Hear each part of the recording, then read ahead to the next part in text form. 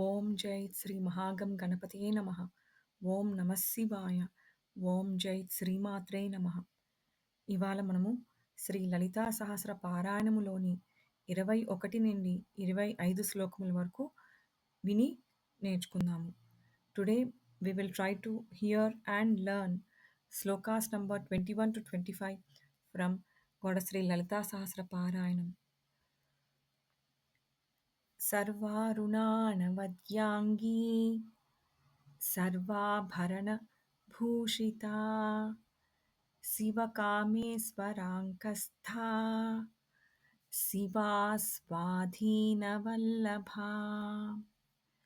सुमेरुमध्यशृङ्गस्था श्रीमन्नगरनायिका चिन्तामणिगृहान्तस्था पञ्चब्रह्मासनस्थिता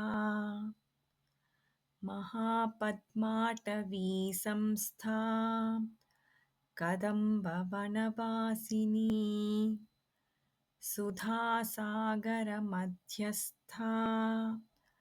Kamakshi कामदायिनी देवर्षिगणसङ्घात स्तूयमानात्मवैभवा भण्डासुरवधोद्युक्त शक्तिसेनासमन्विता सम्पत्करी समारूढ सिन्धुरव्रजसेविता अश्वारूढाधिष्ठिता स्वकोटिकोटिभिरावृता